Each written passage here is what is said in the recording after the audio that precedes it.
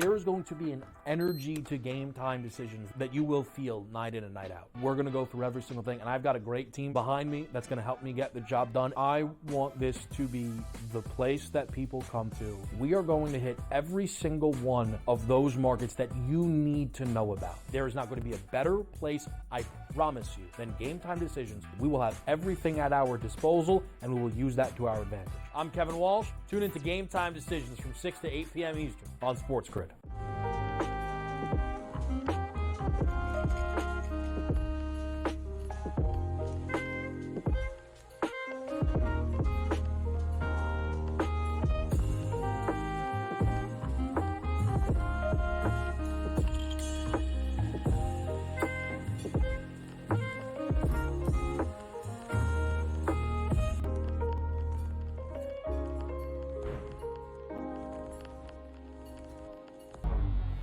Two guys that can do it all. Too much electricity this morning. This is a good time. We're having a lot of fun. I had to do a triple take. Ka-ching! Why?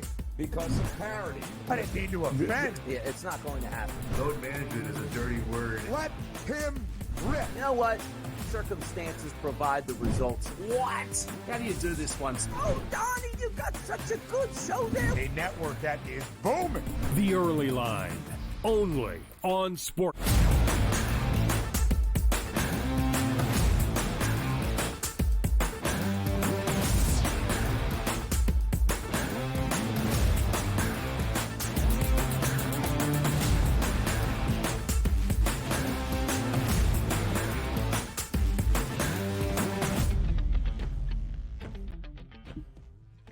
Welcome to hour number 2 on this Thursday on the Early Line. I am Ben Stevens. He is Donnie Rightside into our second hour, and we continue to get you set for Super Bowl 59, now a week and a half away in New Orleans. This is DRS's final day on TEL. He heads to the Big Easy on Sunday afternoon for Super Bowl coverage for SportsGrid all next week. So we need his closing thoughts on the biggest narratives, storylines for Super Bowl Sunday, and in our third hour, some early handicaps from one Donnie Rightside. We continue to play rate the storyline for Super Bowl 59 DRS here in hour number 2. Yeah, it's a good game to play here, sort of get that gauge. It's a nice way to settle in because things do ramp up once the teams get in town next week. You start to see the real practice reports come out, who's playing, who's not playing, some information to come through. We're waiting for those lines to move. You'll get those infinitesimal moves there between 5 cents on the money line, 3 cents on the money line. But we want to see the 1.5s to the 2.5s, or unbelievably going back to the Eagles as a favorite. There's so many things to talk about, prop bets and everything. It's good to see they're all out there to digest. And then next week, you start eating some dinner with that stuff here, man. I can't wait. We cannot wait. You're going to eat dinner next week? How can I say it? Literally, no. It? But figuratively, yes. There you go. Right. Literally, no. Figuratively, yes. Guy doesn't eat dinner, just has a massive lunch. I can't wait for you to find your favorite burger place in the Big Easy and send back some photos. All right, we continue to play Rate the Storyline 1 through 10 for those biggest narratives entering the biggest football game of each and every season. Rate this storyline, DRS. Patrick Mahomes chasing GOAT status. Greatest of all time. Just so we can follow up, here is the playoff resume already for Patrick Mahomes. Of course, 7 years as the starter in KC. The Chiefs have played in the AFC Championship game all 7 seasons. They have hosted said AFC title game 6 of those 7 years. Now have reached the Super Bowl 5 times in this 7-year window. They have won 3 Lombardi trophies, 2 straight, looking for 3 in a row. So again, back to the storyline. Patrick Mahomes chasing GOAT status. 1 through 10, Donnie, where do you fall?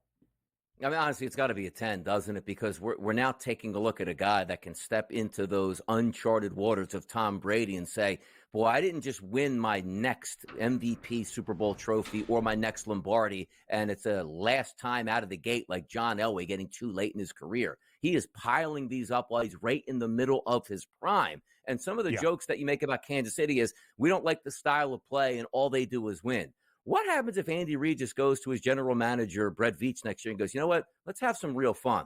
Give me a top running back and a top wide receiver to really get after this. Because even last year, you looked at, that's not all that talented of a team winning the most impressive playoff run in the history of the sport that I've ever seen. And then coming back this year and saying, like, well, we added a couple nice pieces here, but not a lot of superstars, and doing the same exact thing on a run to a Super Bowl. That's what's so impressive, because never once have you brought up, and you'll get this if the Eagles win the Super Bowl. Anybody could have been quarterback on that team, how dominant they were for Jalen Hurts, which is unfair because all that guy does is win. But Patrick Mahomes, I don't think ever gets the benefit of the doubt now, going like, well, what do you want him to do? He's got the most talented team. All he has to do is go out there and do whatever he wants because it's so easy. That's not the case. So Brady also earlier in his career with a couple of those teams, like, I don't know how they win. Belichick is a defensive wizard, but that team barely has any running backs or, a good offensive line, no weapons to speak of at wide receiver in that upper echelon talent that you have. I'm talking earlier in his career. So now you're getting into that saying, boy, Mahomes is the piece to the puzzle that absolutely, let's just say, like back, stirs the drink for that team. He's everything for that team in the middle of his prime. Absolutely, that's a 10 story for GOAT status.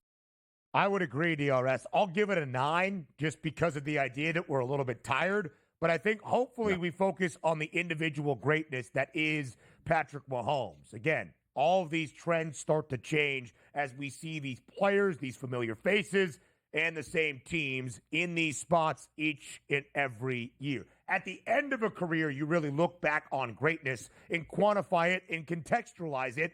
I think we can do that right here, right now with Patrick Mahomes, seeking his 4th Lombardi trophy in his 7 years as a starter in the National Football League. Of course, Tom Brady, who we'll talk about in just a moment in his role in Super Bowl 59, won 3 Lombardi trophies in his first 4 years as the starter in New England.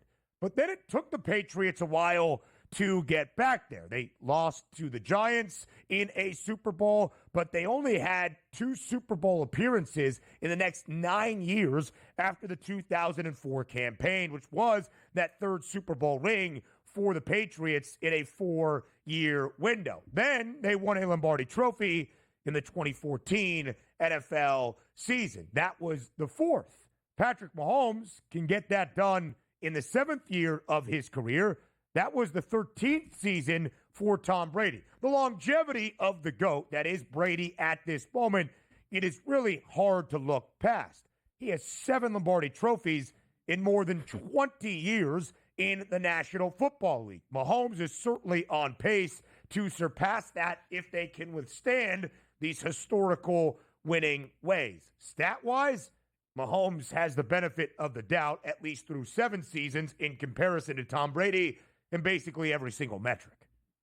He does. And also, as players change, the quarterback stays the same, but your wide receivers change, your running back change. You have the best tight end in the history of the sport in Travis Kelce. Who knows when he's going to actually hang him up, but clearly he's not the same player that he was 5 years ago, but still good enough to be a top-shelf NFL player at this point, which makes it so interesting because it just seems like if the quarterback and the head coach are on the same page and as good as you can get, Belichick and Brady, Andy Reid and Patrick Mahomes, as long as you have that same, sort of institution around you that can still build that team up and so have the greatness at quarterback to make the plays when you need to, who knows where it can end up here, which is so interesting. Football is supposed to be the hardest sport to do this because you're not supposed to get longevity of 15, 16, 17, 18 years. As a quarterback, we're starting to see them play longer, but still the running back and the wide receivers and all those pieces change around you. But for you and that organization to still be great in a sport that says, okay, you're great this year. How about the toughest schedule next year and the worst draft pick? Go out and enjoy that here. And everybody knows when you win the Super Bowl, your entire team feels like they all should get paid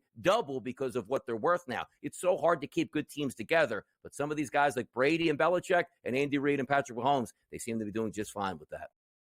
23 seasons for Tom Brady. What is so remarkable, in the 22 years he was the primary starter, he played a full season in 20 of those 22. He was always out there able to guide his teams to those biggest games. And of course, now that Tom Brady has retired, he is the lead color commentator for Fox Sports, who will be the broadcasting network for Super Bowl 59. So as we watch and witness Patrick Mahomes try to chase that greatest of all-time status, rate this storyline. Tom Brady on the call for Fox in Super Bowl 59. Nationally, I really don't think people care. Let's go 5. But personally, for me, I go 10 because I love this, because you are watching an active time as we talked about it. We just said GOAT status, chasing GOAT status. What do you think of that story? Do you know who Patrick Mahomes is chasing? Not somebody in history 100 years ago, the guy calling the game. You don't think Tom Brady's going to watch this game? And I know he's supposed to be neutral and not supposed to be, unhanded there. But every time Patrick Mahomes gets stopped on third down, could throw an interception, they lose this game, that says you're just another year and another Super Bowl away where I can have my time. You know deep down the competitor, and Brady, the ultimate competitor, wants Mahomes to lose this game and lose it badly. No doubt about it. And when Tom Brady in broadcast sees bad quarterback play or a mistake, he lets you know about it because it still makes him hang. More on the early line up next.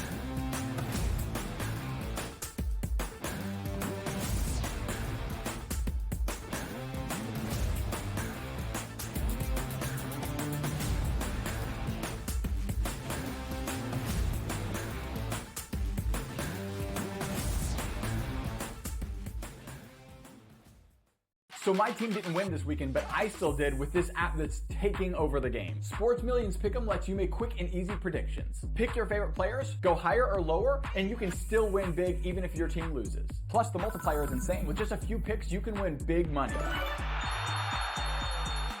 So get on it. They've got a welcome bonus to help you start off your winning streak.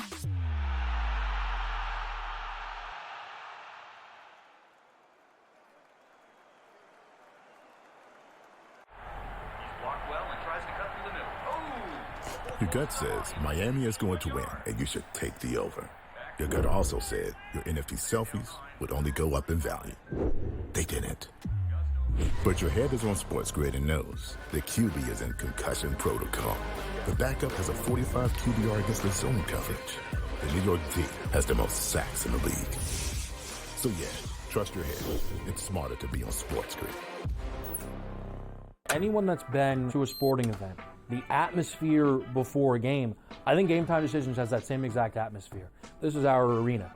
This is what we do. There is going to be an energy to Game Time Decisions that you will feel night in and night out. The excitement you get when you lock your bets in, when you're figuring out what you want to do, we can zone in on the biggest games each night. I want this to be the place that people come to before the game starts so they feel as ready as possible to lock in their cards. We are going to hit every single one of those markets that you need to know about. We're going to go through every single thing, and I've got a great team behind me that's going to help me get the job done. There is not going to be a better place, I promise you, than Game Time Decisions to get that new information, react to it, and be able to then bet accordingly. We will have everything at our disposal, and we will use that to our advantage.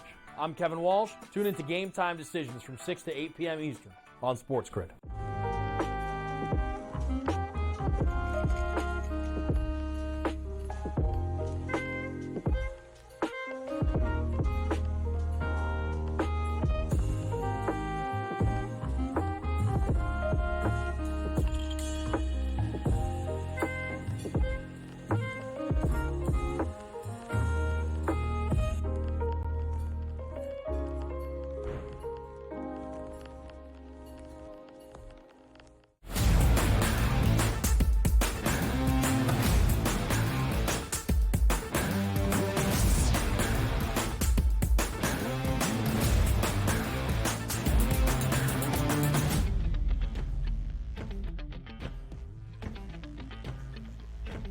Continuing to rate the storyline for Super Bowl 59 in every single angle of the biggest game of every NFL season. We talked about Patrick Mahomes, quarterback for the Chiefs, trying to chase that GOAT status in his fourth Lombardi trophy in only 7 years as a starter. Jalen Hurts leading Philadelphia to a second Super Bowl in a 3-year run. You can argue what Jalen Hurts has done in terms of his production on the football field at times, but guiding his team to success, something we closely associate with the quarterback position in the National Football League and really football as a whole. There is no doubting Jalen Hurts' overall success. So rate this storyline, Donnie Rightside. Jalen Hurts joining the NFL's elite quarterbacks if he can pick up a Super Bowl victory. It's a 3 because he's never going to get credit for it. He could go out and outdo Mahomes, which he did in the last Super Bowl, but the defense gave up 38 points. Wasn't his fault. He was sensational in that game. Yes, he got strip sacked on that one, which came back for a touchdown, but you never watched that game and said to yourself, like, ooh, man, I don't know if they can win with this quarterback. He was phenomenal in that Super Bowl, rushing and also passing there. So the reason I rate it so low is he wins this game. What's the narrative here? Well, they have the number 1 defense in the league. Not that they beat Patrick Mahomes, which nobody beats Kansas City, or well, Saquon Barkley had 162 yards and 3 touchdowns. Anybody could have played quarterback with that. He won't get the respect. Not from me, not from Philadelphia, not from the people looking at how hard it is to have the record he does and as much winning as he does over his first 5 years to get that respect. But I just look at that national narrative is, for some reason, like, anybody can just fill in and do that at any time, which is completely disrespectful to Jalen Hurts, who's still younger in his prime, going back to his second Super Bowl, his second NFC championship, and played extremely well. We're not even talking about Ben like, oh, man, I know he was nervous in his first one. He was terrible in that one. Yeah. Hopefully it gets better. He was sensational in his first, and I expect him to be very good in his second. This is his 4th full year as the starter in Philadelphia. Played in 15 games during his rookie campaign in 2020, but only made 4 starts. Second Super Bowl appearance, second conference championship victory for the Eagles in these 4 years.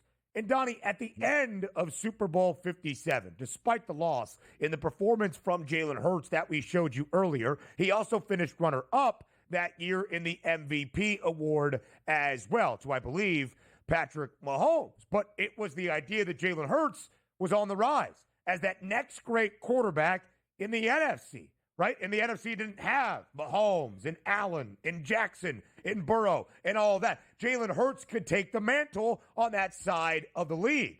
That thought has kind of dwindled, which I don't necessarily think is fair.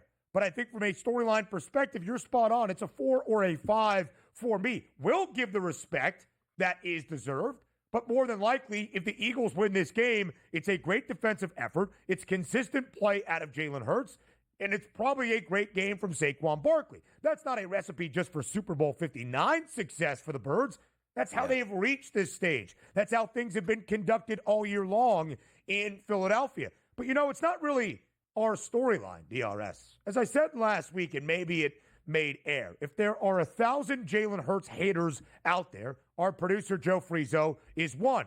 If there's 100, Joe Frizo is one. If there is one Jalen Hurts hater in the world, it is Joe Frizo. If there are 0, then Joe Frizo is deceased. So Joe Frizo, in our ears, tell us, how would you rate the storyline of Jalen Hurts trying to become an elite quarterback for Super Bowl 59? 7. Like a 7. There you go. So let me ask this further. And Donnie, we could ask and then react. Joe, if Jalen Hurts comes out on top in Super Bowl 59 and the Eagles win a Lombardi trophy and Hurts is good in the game, how will you feel about Jalen Hurts moving forward? Will he be a top 3 quarterback in your mind in the NFC?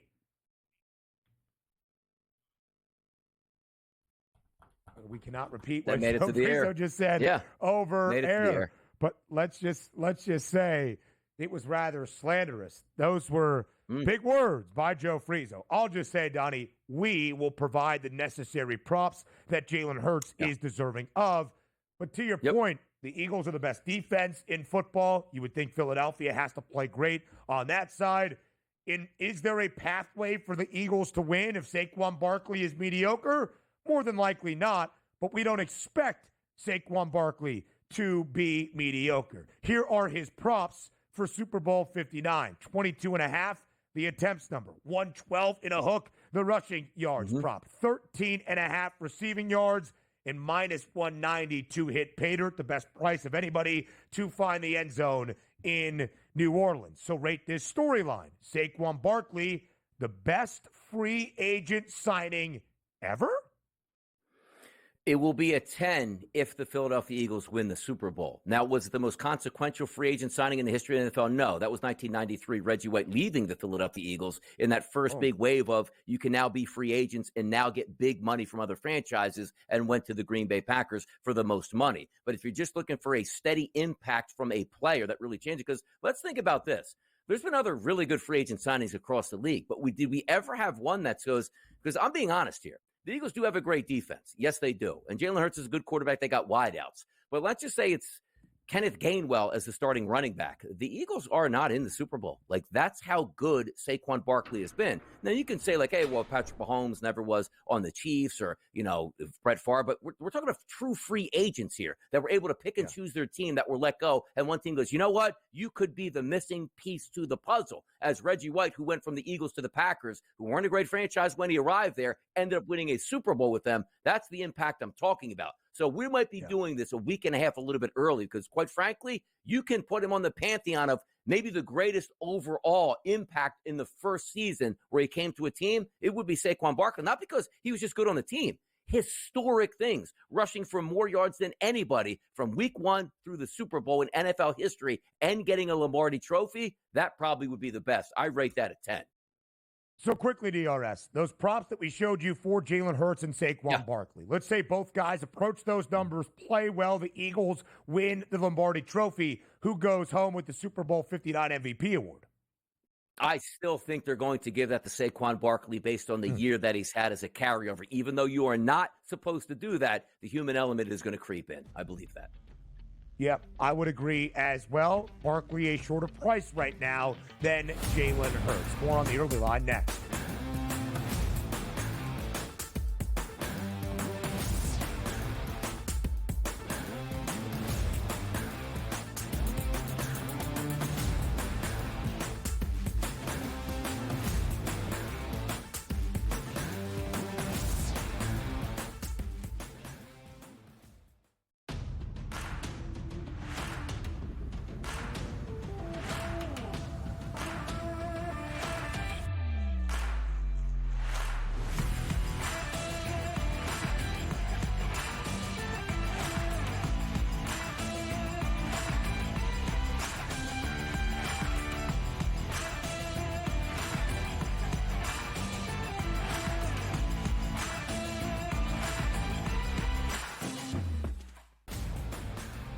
We're going to get rid of all the badness, if you will, over the past few decades for the Raiders and set yourself up for the future. It's a horrible job to take if you expect to win, but it's not a bad paying gig, so go ahead and take it. With an owner in Mark Davis who has continued to make bad decision after bad decision. Does Pete Carroll leave a culture behind that Joe Brady in 2 to 3 years takes over? The early line.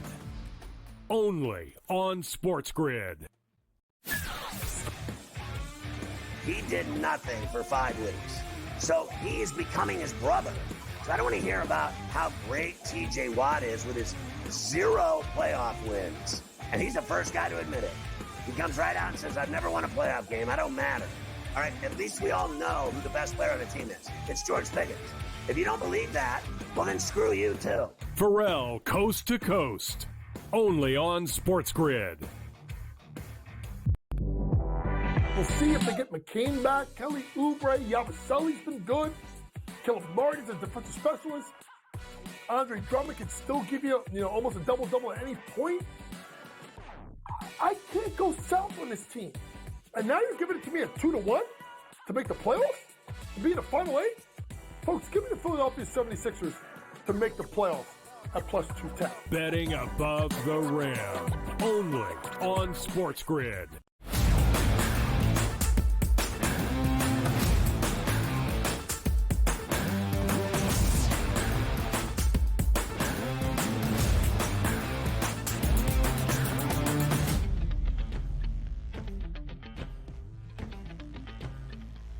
We continue to rate the storyline for Super Bowl 59. Of course, a huge storyline in narrative, whether fair or unfair, that has followed Kansas City in this dynastic run, and certainly this season, is what people believe is help from the officiating, love from the refs. I think it's because we are seeing an elite franchise play in marquee game after marquee game, allowing people to be mad at Kansas City and try to blame the referees. But, Donnie, let's talk storyline for Super Bowl 59. Rate the storyline, the impact of the refs in the biggest game of the season. I'm hoping it's just a 5, which means like either side wasn't upset where it was being thrown away at that point, but it could ramp up to a 7, 8, 9, or 10. The only thing we ask for here is, even if you're on both sides here, when you see a play that's called and they show the instant replay and it was a clear foul, nobody really gets upset by that. Like I meant last week, let's just say Jalen Hurts runs it into the end zone for a touchdown. They show the close-up here on where the call was. Landon Dickerson reached out and grabbed Bobby Wagner. Nobody gets upset by, like, yeah, that was a call at that point. But also on the Eagles, where they had one of the bigger plays of the game, could have called a hold on Saquon Barkley, but then the refs made up for it 2 straight plays on calls that were not made against the Eagles. We don't like those. So even in big moments of games, on big passes in the Super Bowl, which I'm sure are going to happen, Saquon with a 62-yard run to the outside, if it's a legitimate penalty, call it. If it's ticky-tack and has no idea about the play itself on the opposite side, don't call it. Fans are fans alike. We understand where if a player gets 2 feet down in bounds and they called it out of bounds and it gets overturned in your favorite team, nobody's throwing their, pizza box or slice of pizza, better yet, at the TV going, like, I can't watch this anymore. That's all I ask for. Either way it happens, bad calls are going to happen, but just don't have an impact in the game where everybody goes like, how could you possibly call that? Because quite frankly, I was left that way 2 years ago, Kansas City and Philadelphia at the end of the game where Jalen Hurts was going to have a chance with about 2 minutes ago, down 3 points in that football game. That would have made for a magical theater that we got robbed of doing that. That's all we ask for. Right. Even if it goes back to NFC Championship games, Ben, like the Rams and the Saints game, we all knew that was a horrible call, which sent one team to the Super Bowl and left one team home. You just can't do that. Just call the stuff you have to call, point of attack plays, leave everything else alone. Yes, and listen, the officials are going to have an impact on the game. We do not want them to impact the outcome or decide what that final score is going to be. At the end of Super Bowl 57, that very controversial holding call on James Bradbury, on Juju Smith-Schuster, that frankly looked like holding, but people get mad in that stage of the game. How could you? You call the play what it is, and Kansas City took advantage, iced out the clock, kicked a field goal with 6 seconds left. That was the game winner. We looked at the AFC Championship game, right? Josh Allen stuffed on 4th and 1. Mark Zinno lost his mind about it and started questioning the rule book all around the National Football League. Don't leave it in the hands of the officiating. And oh, by the way, there were 13 minutes remaining in regulation. And later in the fourth quarter, the Bills tied the football game at 29-all. It did not dictate the outcome. An important juncture in potentially the wrong call? Sure. But what really matters if the referees impact the outcome, mainly dictate that outcome, I do not believe they will. I'm going to put it at a 2. I'm sure the public would tell you in large part this is upwards of a 7 in terms of that storyline rating. A couple of great offseason acquisitions for the Eagles. We talked about Saquon Barkley. You could look at the draft with Cooper DeJean and Quinyon Mitchell as well. But, Donnie, all of that on the defensive side of the football orchestrated by one guy, Vic Fangio, longtime defensive wizard in the NFL, back near his home area, and, of course, has been incredibly successful coordinating the best defense in the NFL this year. So rate the storyline. This would be Vic Fangio's first Super Bowl ring. How do you rate it? Not 2, to be honest. Come on now. When do we, like Buddy Ryan, 1985, like you knew the defensive coordinator and how great he was at that point. You know there's other guys out there, Marvin Lewis of the Ravens back in the day when they were winning and had such a great defense. But let's be honest here. Steve Spagnuolo's got multiple rings and now finally like, oh yeah, he's a pretty good defensive coordinator. I wonder if he ever gets a head coaching job again. So locally it might be higher in Philadelphia, but for the defensive and or offensive coordinator to get the ring and the attention, like he finally got his ring, we don't ever talk like that. So I would rate that low. You know, I love my guy Vic. Guy does wonders for the Eagles, but as a storyline, come on now. Can't be worried about defensive coordinators getting rings now. Stop. Has been in the NFL since 1986. Yeah. This would be his first Super Bowl ring. By the way, Steve Spagnuolo looking for his 5th as a defensive coordinator in his NFL coaching career. That might be the biggest storyline for Kansas City. Plenty more on the early line up next.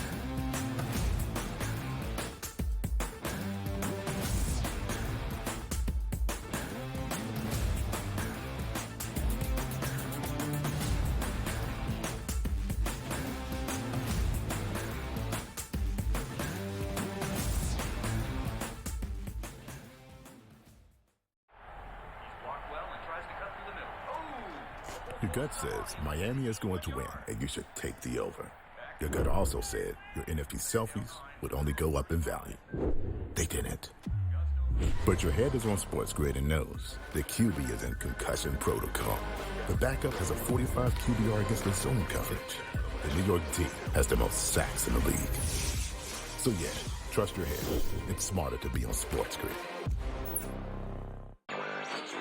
But is it just a matter of his contract, his age? I mean, usually things like this get fixed pretty quickly, but this one is not fixed, and now it's just super uncomfortable. The opportunity or the idea of getting another team involved adds more complication to the situation, and it doesn't seem like a resolution is anywhere in sight, but the more suspensions come in, the more it's clear that the saga is over, or his time there is over. Newswire, only on SportsGrid. There is going to be an energy to game time decisions that you will feel night in and night out. We're going to go through every single thing, and I've got a great team behind me that's going to help me get the job done. I want this to be the place that people come to. We are going to hit every single one of those markets that you need to know about. There is not going to be a better place, I promise you, than Game Time Decisions. We will have everything at our disposal, and we will use that to our advantage. I'm Kevin Walsh. Tune into Game Time Decisions from 6 to 8 p.m. Eastern on SportsGrid. The two guys that can do it all. Too much electricity this morning. This is a good time. We're having a lot of fun. I had to do a triple take. Ka-ching! Why? Because of parity. I didn't mean to offend. Yeah, it's not going to happen. Load management is a dirty word. Let him rip. You know what? Circumstances provide the results. What? How do you do this once? Oh, Donnie, you've got such a good show there. A network that is booming. The Early Line, only on SportsGrid.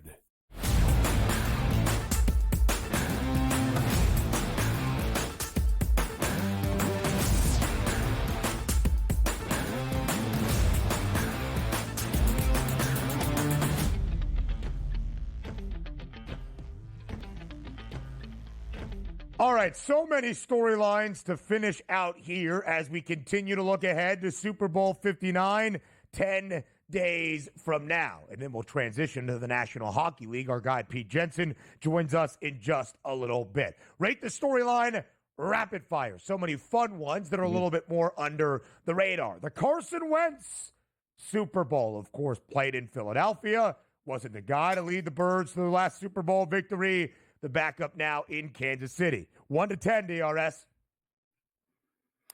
A -1, like is even if he gets in the game, then it rises to a 12 because that means the Eagles automatically will win that football game. So if Carson Wentz somehow shows up as the starting quarterback at any point in this football game, that will be a good thing, as opposed to it's so out of whack in the fourth quarter. Andy Reid is dialing up bombs for Carson Wentz to sort of hang another touchdown on the Philadelphia Eagles. That would be a bad one. But I don't think anybody is talking about we need to get revenge and thank goodness to beat Carson Wentz. Absolutely not. If he was the starter for a long time, yes, that would be intriguing. But this absolutely doesn't even have a ripple in the water. Yeah, I would agree. I'd say a 1, but fun for Carson Wentz, maybe nonetheless. All right, next storyline. Kendrick Lamar's halftime show in the Big Easy.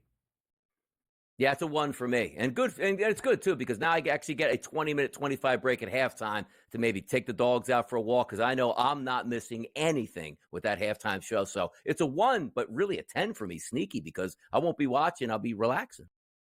10 for me. I'm very excited to watch Kendrick Lamar perform. We know that SZA will be there with him. What other special guests are we going to see? And, of course, there is going to be a very tough day for Drake. It's not like us will play and everybody will sing along Did they on the collab? biggest stage. What does that bring Drake out there? Does Wow. that change it for you? Him and Drake Squash the battle at the beat? half? 11 No, would not be the squash. Like it storyline. ramps up. Oh, like it ramps for up and sure. they throw 12. down like at halftime. Sure. 12, Oklahoma drill while they're rapping. Yeah, I'm cool with that. I would say it's a very large storyline. All right, let's run through some fun ones. On February 9th, 2025, February 9th, a birthday for 2 key contributors for Philadelphia. Happy 28th birthday for Saquon Barkley. Happy 22nd birthday for Cooper DeJean. Rate that storyline for the Birds. Sounds like a 50 if they win. Like who now also? Who has the bigger birthday party after the Super Bowl in New Orleans? Like, where are the people flocking to? Is it Saquon's or is it Cooper DeJean's at that point? And also, are we going to get maybe rating on a 10 to a 12? Caitlin Clark at this game with an Iowa Cooper DeJean jersey on cheering for the Eagles? Could that actually happen? Could that happen? Well, you know, set the world on fire? She's a diehard Chiefs fan. Yeah, but come on now. Change affiliations at that point. Why would she be? Where'd she grow up anyway? She grew up in Iowa, I assume then? Where did she grow up? Grew up in Des Moines, yeah. A lot of the Midwest Yeah, because they don't have professional sports teams. Like in Omaha, the Chiefs were the team. It's only 2 hours away. It's a little bit closer, but Des Moines, not far from KC. So you get a lot of that because you're not I mean, Chicago's there. A lot of Iowa fans love the Bears. There's a lot all over the place, but they're, you know, in the state of Iowa, there's not a professional NFL football team. So she's going to be there next to Taylor Swift again. Is that what we're saying? But not in a Cooper DeJean shirt? Potentially, as she was for the divisional round, of course, for the Houston Texans. I'll rate Saquon and Cooper having their birthdays out of 10.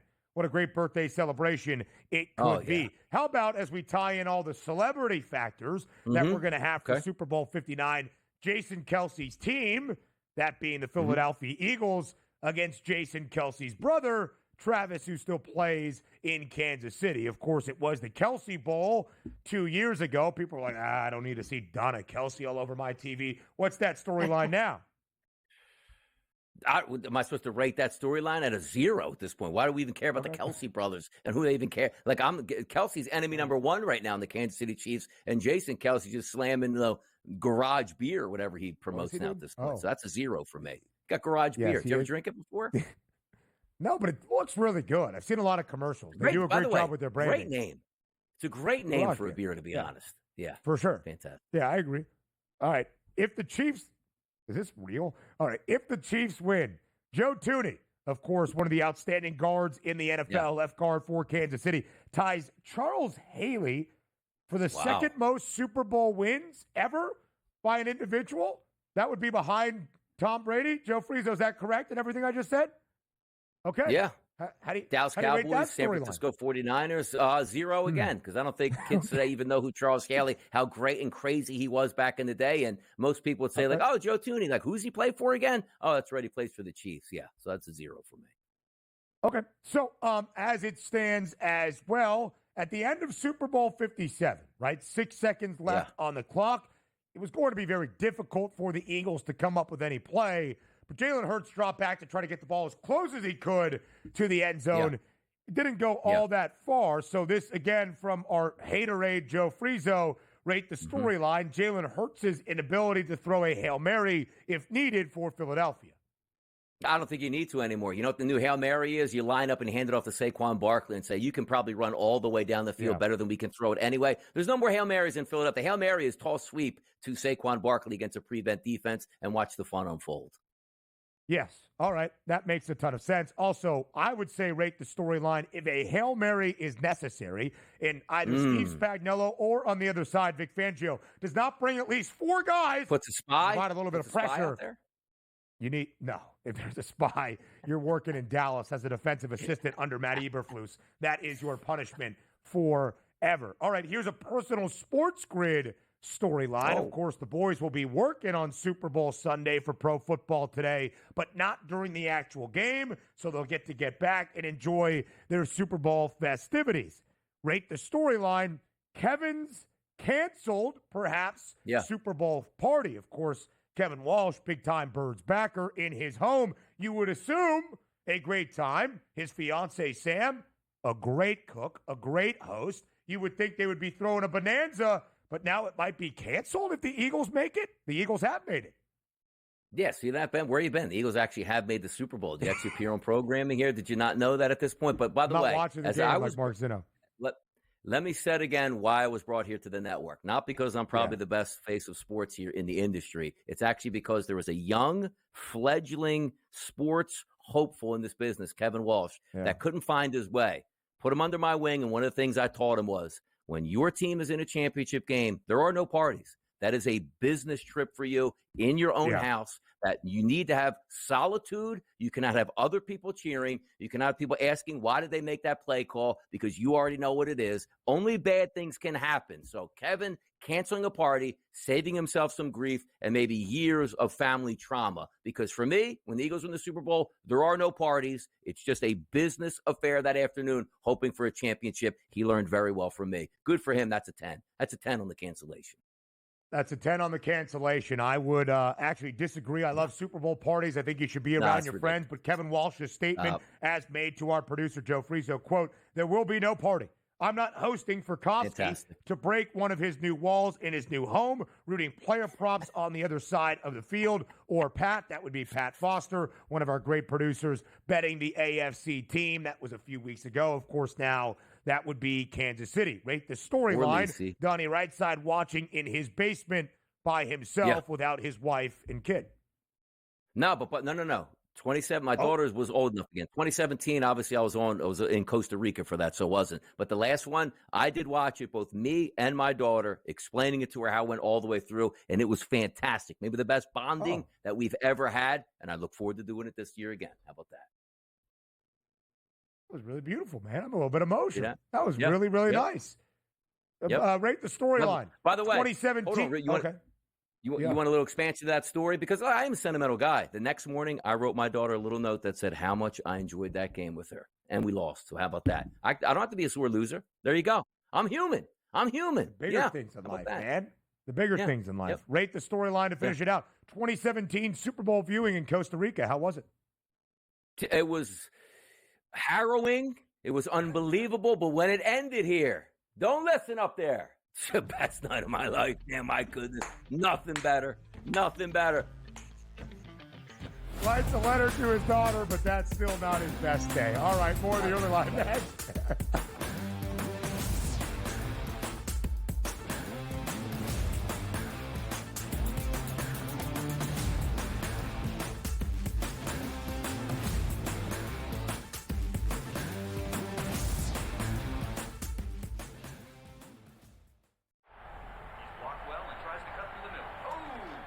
Your gut says Miami is going to win, and you should take the over. Your gut also said your NFT selfies would only go up in value. They didn't. But your head is on SportsGrid and knows the QB is in concussion protocol. The backup has a 45 QBR against the zone coverage.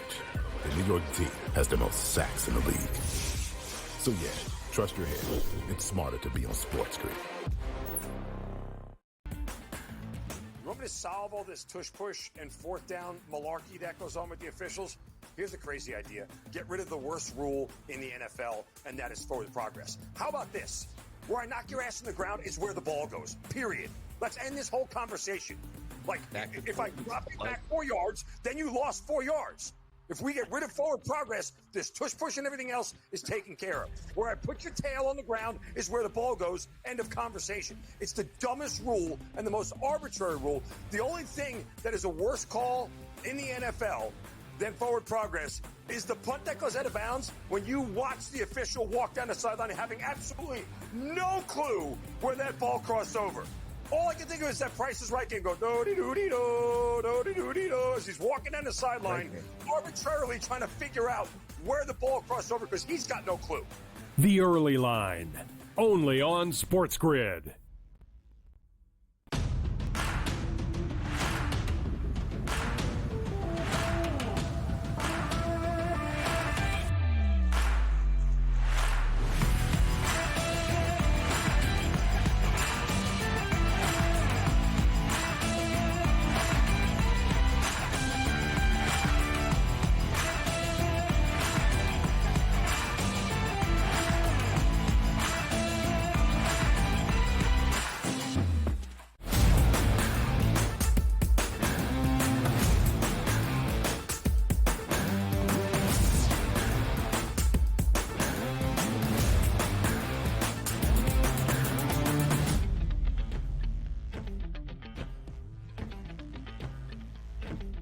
Time to get you that ice advice with the NHL's Pete Jensen, live right here on this Thursday morning on the Early Line on SportsGrid. Pete, great to have you back in the show. As football season winds down, we're going to be talking a lot more around the National Hockey League. So to get us caught up, who better than you, my friend, to be here on TEL? As always, we appreciate the time. Of course. Thanks for having me. And yeah, we're past the midway point in the season. You still got some great surprises going on out there, whether you're talking about the Minnesota Wild, Washington Capitals near the top of the standings. Nobody could have seen that coming. And Ovi is 20 away from passing Wayne Gretzky for the all-time goal mark. That's incredible. Also, a couple other surprises near the wild card races, whether you're talking about Columbus Blue Jackets and everything they've been through. Incredible story. Montreal Canadiens, and even the Calgary Flames out west. Nobody saw them coming. I thought they were going to be one of the worst teams in the league. So they always keep you on your toes in hockey with all this parity. Indeed. 73 points, Pete, for the Caps this year. Tied for the most around the NHL. And the Carolina Hurricanes, of course, going to factor in as well. Blockbuster trade last week. Mikko Rantanen making his way to Carolina. And Pete, the Hurricanes are near the top of the standings and have been near the top of the odds board all year long. But now the Canes are the favorites to win Lord Stanley's Cup at a 6-1 number. Where does Carolina stand right now in your estimation near the best of the best in the NHL?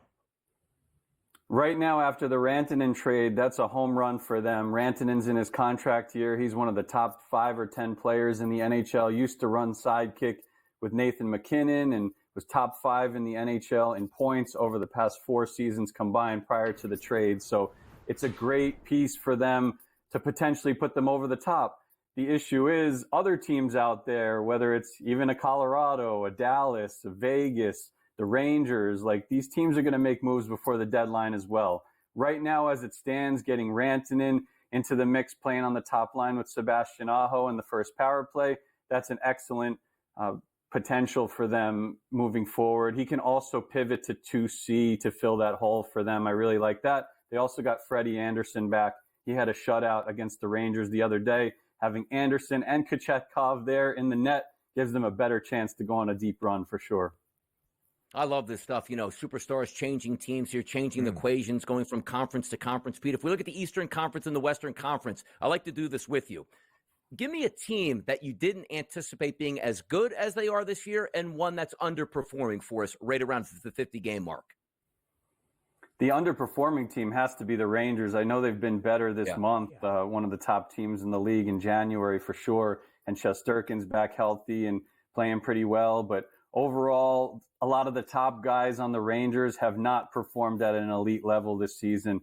Even if you're talking about Panarin and Fox, they've turned it around lately, but Zibanejad, Kreider, pretty much non-existent for most of the season, and that's a big problem for the Rangers, who are a pretty top-heavy team. I do expect them to get in the playoffs, and they'd be dangerous, like if they matched up against a Washington in the first round or really anybody other than Florida or Carolina in the first round. They probably wouldn't play Carolina in the first round, but again, they find the right matchup.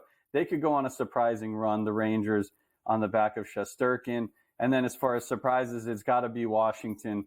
Washington, even when Ovi was out, they were road warriors. They had an incredible stretch when Ovi was out. A lot of props to guys like Jacob Chychrun, who they got in the offseason. Logan Thompson is a dark horse Vezina candidate. He's not dark horse anymore, but it's still going to take him to sustain this to have a case over Connor Hellebuck, but he's certainly in the mix and has gotten Washington at least a point in almost every game he's played this season, incredibly. Which is insane. The Capitals obviously off to a great start. You saw it there on the Stanley Cup odds board, 17-1, tied for the 9th best price right now around the NHL. Pete, let's look at the 10-game slate we have on this Thursday evening on the ice and highlight a few games. Some hefty favorites. We've talked about the Hurricanes, greater than a $4 money line favorite against the Chicago Blackhawks at home in Carolina. Edmonton, minus 285 against Detroit, and the Golden Knights, minus 245 as well. Pete, as you look at the games tonight, either on this board or across the slate, which one should we all be paying attention to on this Thursday? Well, from a game standpoint, I think you can't overlook the Columbus Blue Jackets and what they do, home or road. They're a better home team than on the road, but they still have a top 10 offense in the league, you know, an upper echelon power play. even after the injury to Sean Monahan, and then also their shots on goal per game, top 10 in the league. So Vegas is the favorite pretty clearly there, but Columbus can take some teams by surprise. They have all season long. I'm really interested in seeing how that matchup's going to go. I also like a couple of prop angles here. Mikko Rantanen against the Blackhawks. It's a good spot for him to get his first goal since the trade. He has 8 shots on goal over his first 2 games for Carolina, playing on the top line with his Finnish buddy Sebastian Aho. Also like Will Smith, the rookie for the Sharks. The Sharks have a great rookie core. If you haven't been checking, Macklin Celebrini, the number 1 pick, could win the Calder Trophy. He's up in a race with Lane Hudson for Rookie of the Year. But also Will Smith, 5-game point streak and 5th quietly among rookies in points per game this season. Drew Doughty came back from injury last night for the LA Kings. They play at Tampa. He had 3 shots and played major minutes. So look for Drew Doughty to potentially get on the board against Tampa Bay. And then Marco Kasper for the Detroit Red Wings. The Detroit Red Wings, since we last talked, made a coaching change. They have a great record over that stretch. It's been the most effective coaching change in the league this season.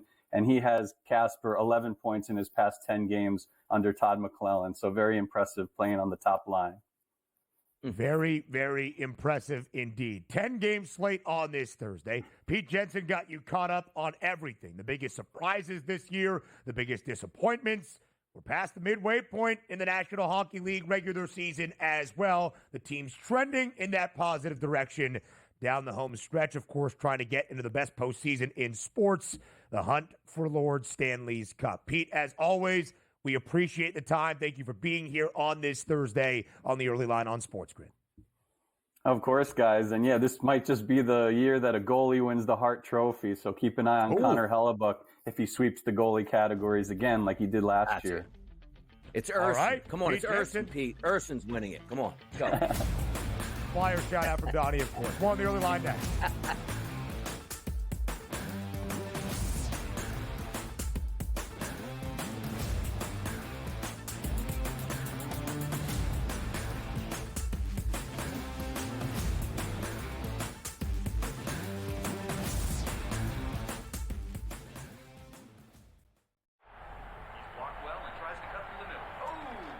Your gut says Miami is going to win, and you should take the over. Your gut also said your NFT selfies would only go up in value. They didn't. But your head is on SportsGrid and knows the QB is in concussion protocol. The backup has a 45 QBR against the zone coverage. The New York D has the most sacks in the league. So yeah, trust your head. It's smarter to be on SportsGrid. You want me to solve all this tush-push and 4th down malarkey that goes on with the officials? Here's a crazy idea. Get rid of the worst rule in the NFL, and that is forward progress. How about this? Where I knock your ass in the ground is where the ball goes, period. Let's end this whole conversation. Like, if I drop you back 4 yards, then you lost 4 yards. If we get rid of forward progress, this tush-push and everything else is taken care of. Where I put your tail on the ground is where the ball goes. End of conversation. It's the dumbest rule and the most arbitrary rule. The only thing that is a worse call in the NFL than forward progress is the punt that goes out of bounds when you watch the official walk down the sideline having absolutely no clue where that ball crossed over. All I can think of is that Price is Right game go do-de-do-de-do, do-de-do-de-do, as he's walking down the sideline, arbitrarily trying to figure out where the ball crossed over because he's got no clue. The Early Line, only on SportsGrid.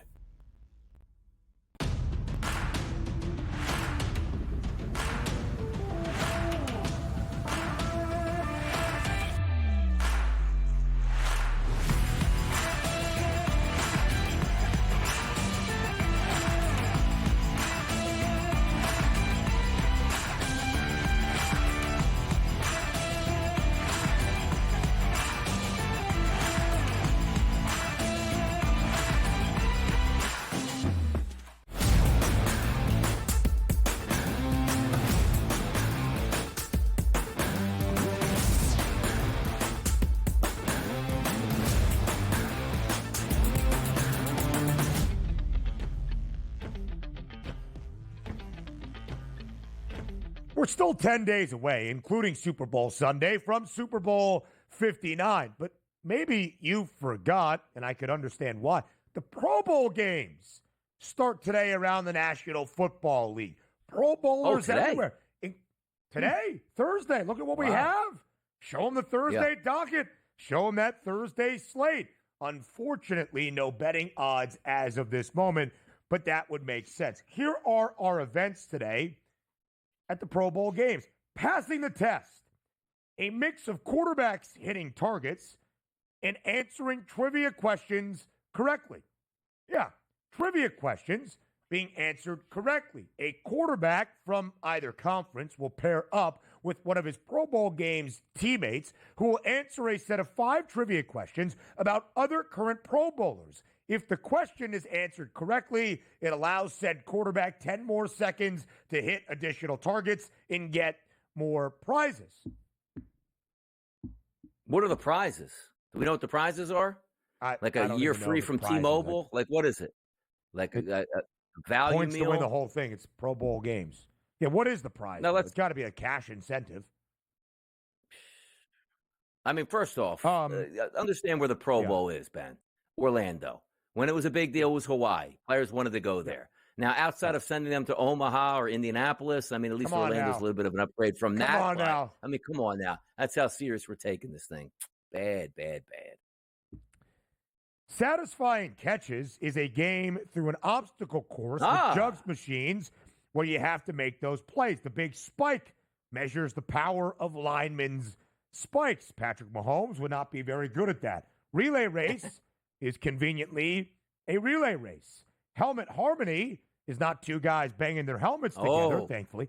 Game show that tests knowledge of teammates. And dodgeball is your classic 7-on-7 dodgeball game. Dodgeball is always fun, whether it's NFL players or your best buddies. $88,000, Donnie, for the winners of the Pro Bowl games. I think that would be an even split among the AFC and the NFC. $44,000 just for being a Pro Bowler and showing up in Orlando. Did you know that Drake May was a Pro Bowl quarterback for the AFC? Yeah, so it was like Snoop Minnis a couple years ago for Baltimore. So Snoop who? Using a little luster. Snoop Minnis from Florida State. Remember him? You remember Snoop Minnis? Snoop Huntley is the guy that plays in the NFL. Snoop Minnis was better than him, by the way, too. Yeah. Shout out Florida State back in the 1990s. That's when it was the real deal. But understand this, too. Yeah. It is a nice little paycheck for these guys. But what would you like? But like, pay me, and we don't have to go $88,000. If I make it $44,000, send me to Ruth Chris in Orlando with the boys. And we all have a good, like, hey, you made the Pro Bowl. Like, that sounds better than actually having to go out and actually play these dumb games to earn your money. Yeah. Send me a check for $44,000. Send me to Ruth Chris with the boys out here. We shake hands. We dap it up. Great season. See you later. Maybe we hit Disney World on the way out and be done with it at this point. Now, I like to say this, though. I led the charge to cancel the Pro Bowl. So I'm proud of the fact that we no longer have an actual football game. So I guess this is okay, but it doesn't need to be here at this point. It doesn't. It almost feels like this should be like at the beginning of the season. Like I think I would actually care about it a little bit more. It's like, okay, we're kicking off training camp. First, it's the Pro Bowl from last year. I'm like, okay, let me see these guys mess around a little bit. The end of the season? Nah, I'm not with it. Not with it. I mean, they've got to do something, right, to try to stay relevant in this buffer weekend ahead of Super Bowl. Why? We don't. I was going to say. No, we don't.